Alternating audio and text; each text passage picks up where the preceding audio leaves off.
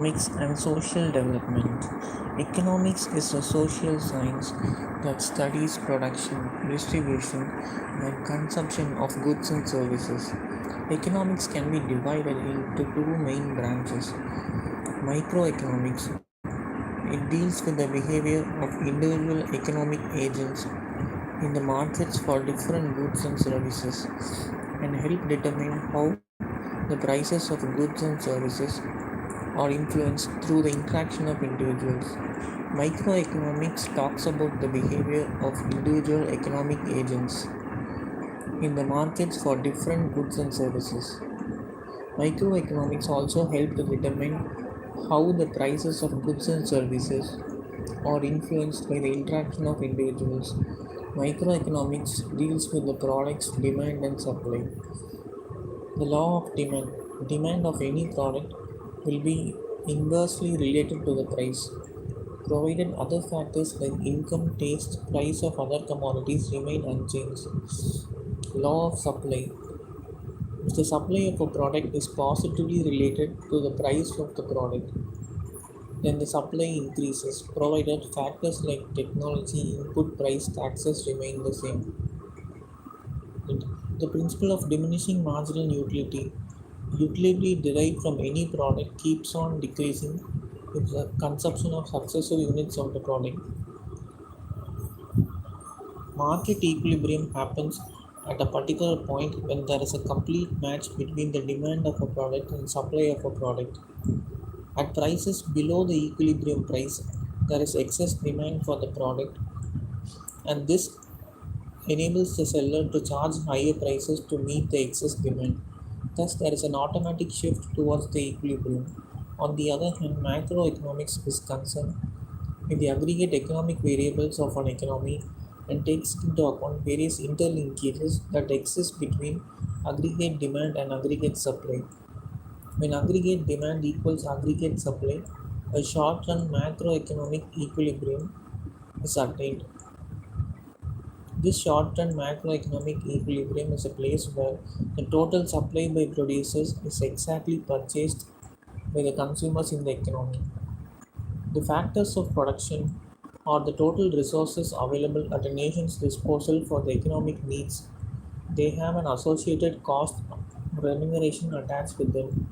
Land, all natural resources, for example, soil, water, forests, mountains, mines, deserts, air, sun, is available to mankind. The associated cost of land resource is rent. Labor is the physical or mental effort of human being in the process of production. The remuneration given to labor is called wages.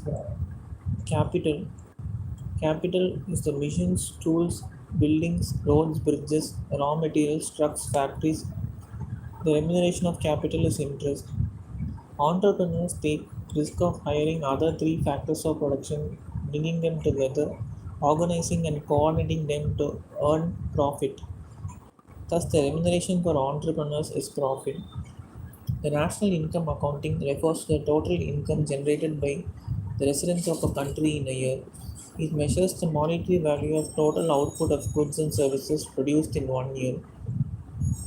GDP is the total money value of all final goods and services produced in the domestic territories of a country during a financial year. In a GDP, only final goods and services are considered while estimating GDP. Final goods are those goods that are not used in further production of other goods and are ultimately consumed. A car sold to a consumer is final good. Its components such as tires or intermediate goods used to make the final goods. Only newly produced goods are counted. The transaction goods which were previously produced, second-hand goods, are not included. Transactions that do not get counted in GDP or sale of goods that were produced outside the country's domestic borders. For foreign goods, intermediate goods are not counted. The sale of used goods, illegal sale of goods and services in black market, transfer payments, pensions, scholarships given by the government are not included in GDP. GDP is measured at two different prices: GDP at current price and GDP at constant or base price. The GDP at current price is a price when the current price reflects the prevailing market price. This market price is called nominal GDP. The GDP at constant price or base year price, when measured at constant price, is the real GDP. What is the base year? A base year is a year which is normally free from high fluctuation of price. Real GDP is calculated in a manner that goods and services are evaluated at a constant set of prices and the prices remain fixed. It reflects the changes in the volume of production. The difference between the constant and current price is only that of the inflationary impact. GDP at current price or nominal GDP is not used to measure macroeconomic variables as it can present an inaccurate picture of actual growth in GDP owing to price changes. Real GDP reflects the true state of economy. Gross national product, the total value of final goods and services produced by a normal residents of a country during a financial year. When the income from abroad of expatriates and non-resident Indians are added with the GDP of a country, we get the GNP. So the basic difference between the GNP and GDP is the geographical boundary. The net foreign income or net factor income from abroad is the difference between factor income received by normal residents of a country and factor income paid to foreign residents in Indian domestic territory. The net factor income from abroad is the income of Indians abroad minus income of foreigners in India. GNP is equal to GDP plus net factor income from abroad. The GNP can be negative when the income paid to foreign residents exceeds the income received from abroad. Depreciation concept comes in GNP when there is loss of value of fixed capital like machinery buildings due to normal wear and tear, change in production technologies. The expenses incurred for the repairing or replacement are called depreciation expenditure. This depreciation is subtracted from the gross value of goods to obtain their net value. Gross is equal to depreciation minus net. While GDP shows production within the boundaries of the country by both the citizens and foreigners, GNP is a measure of the value of output produced by normal residents of a country, both within the geographical boundaries and outside. This income is counted as a part of GNP on the basis of who owns the factors of production, rather than where the production takes place. For example, in case of a US based automobile company operating in India, the profits from the company will be counted as a part of the US GNP rather than the Indian GNP. However, wages of the Indian workers working in the company will be part of the Indian GDP. In an open economy with higher foreign investment and lesser outbound investment, the GDP is likely to be larger than GNP, but GDP will be equal to GNP in a closed economy. Market price is the actual transacted price at which goods and services are bought and sold. Market price includes all indirect taxes like excise duty, service tax, customs duty, and GST. Production cost is the cost at which goods and services are produced by the firms and industries in an economy. These are considered as factor costs.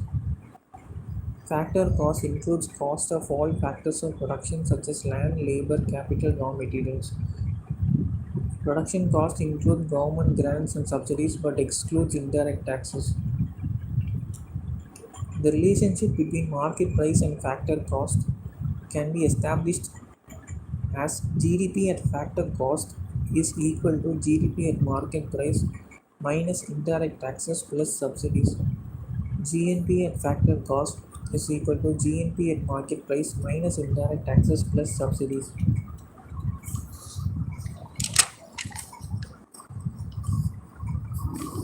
The net national product or NNP is calculated by deducting depreciation expense from gross national product.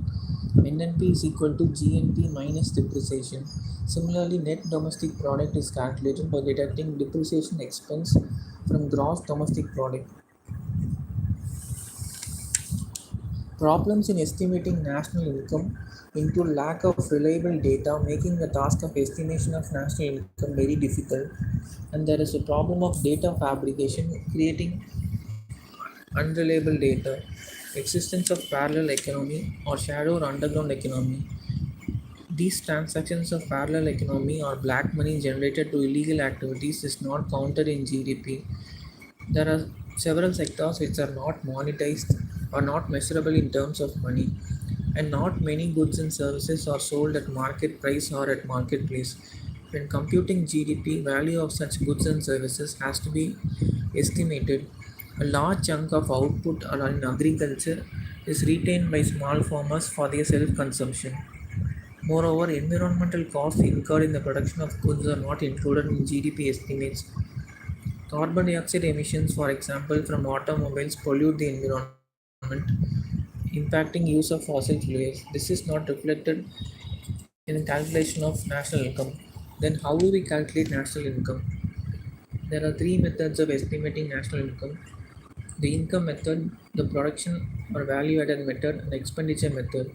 The income method is calculated by aggregating all the income earned through all factors of production: the rent earned by land, the wages earned by labor, interest earned by capital, and profit earned by entrepreneur. These are added to calculate GDP. GDP in this case is wages plus profit plus income plus rent.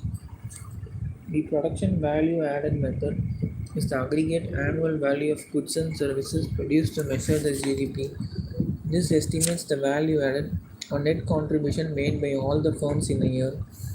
Value added by a firm is difference between the value of total production by the firm and the value of intermediate goods used by the firm. Hence, value added is equal to value of output minus value of non-factor inputs. The production or value added method gives GDP at market price as it includes depreciation and taxes. Hence, national income at factor cost is calculated by adding net factor income from abroad to the GDP. The GNP at market price is equal to GDP at market price plus net factor income from abroad. Depreciation is subtracting NNP at market price is arrived at subtracting depreciation from GNP at market price. Net indirect taxes is subtracted. NNP at factor cost is equal to NNP at market price minus net indirect taxes. National income at factor cost is calculated by the following steps. The net factor income from abroad is added to GDP. The GDP at market price plus net factor income from abroad gives us the GNP at market price. From GNP at market price, we subtract depreciation to arrive at NNP at market price. From NNP at market price, we subtract net indirect taxes to arrive at NNP at factor cost. And the final method is the expenditure method, where national income is measured in terms of amount spent on final consumption by households, corporates, and government. GDP at market prices, consumption expenditure plus investment expenditure plus government expenditure, net exports or the export revenue. GDP as a measure of economic development. Estimation of economic development has two main approaches. In the first approach, economic development is often seen as synonymous with economic growth and defines development strictly in economic terms, that is, sustained annual increase in GNP or GDP. Economic growth is also measured in terms of sustained increase in per capita income or output. Countries with higher GNP often score on welfare measures like life expectancy. There are limitations to the usefulness of GDP or GNP as a measure of welfare or development. The quality of life, nutrition, health, sanitation, and other intangibles are not valued through GDP. The equitable distribution of income and wealth is not reflected in GDP. Improvement in condition of poor are not indicated. Similarly, growth in GDP figures does not reflect income disparities, gender disparities. Over exploitation of natural resources can also result in high GDP. Rise in GDP cannot ensure sustainability in the long run. The environmental impact of economic activity is not accounted in GDP. Even growth of output per head of population also has its own limitations. The standard of living of the masses may not necessarily rise with an increase in per capita income. If the increased income goes to the hands of a few rich, the poor is hardly benefited. Even per capita income is not an indicator of fair distribution of wealth. Apart from the three sectors of the Indian economy, namely the primary sector, secondary sector, and tertiary sector, we also have the quaternary sector and the quinary sector. Quaternary sector are activities which demand a separate classification and specialized knowledge sector.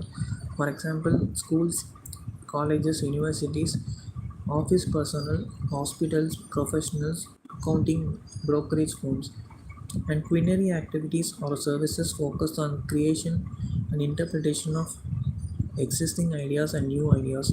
These are called as the gold collar professions. They represent specialized and highly paid skills, namely research scientists, government officials, financial consultants, and legal consultants. So, coming to the primary sector or the agricultural related sector, they are constructed with the extraction of raw materials. Not only agriculture and dairy, fishing, forestry, mining falls under the primary sector.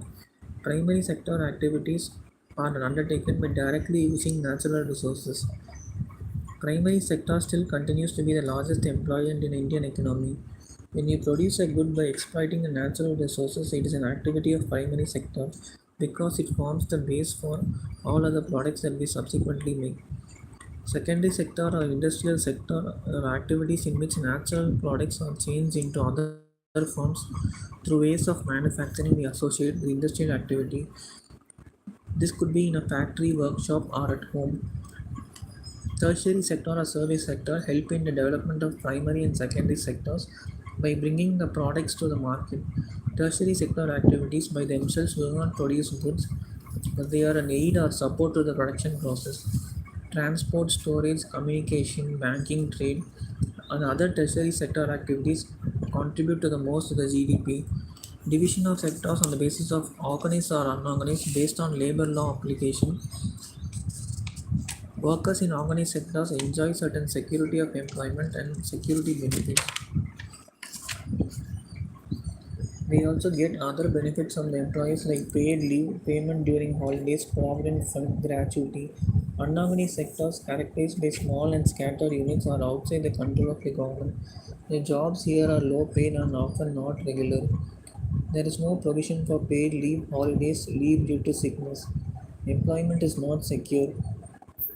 When there is less work, some persons employees can be asked to leave the organization. In terms of ownership, public sector and private sector. Public sector, when the government owns most of the assets and provides the services to the public, railways and post office. The objective here is not to earn profits, but to provide services to the people at moderate expenses. Private sector in activities are guided by the survival and the motive to earn profits, the ownership of assets and delivery of services. The important criteria here is in the hands of private individuals or companies. On the basis of economic systems, we have capitalist or market economy, state or centrally planned economy, and mixed economy. The capitalist or market economy are economic activities in which the economic agents of demand and supply freely exchange their products based on price mechanism. USA, Japan, Singapore, and other leading countries are based on market economy. State economy or centrally planned economy where the means of production, distribution and price is generally controlled by the government or state. State economy can be a socialist economy or a communist economy. Socialist economy is where the role of a state in running the economy is given primarily to the government of the state. In the erstwhile USSR, Cuba, the communist economy assigns absolute role to the state in running the economy. In China before 1985 was a communist economy. In India, we follow the mixed economic model where both capitalism and socialism coexist. The private and public sector coexist and complement each other.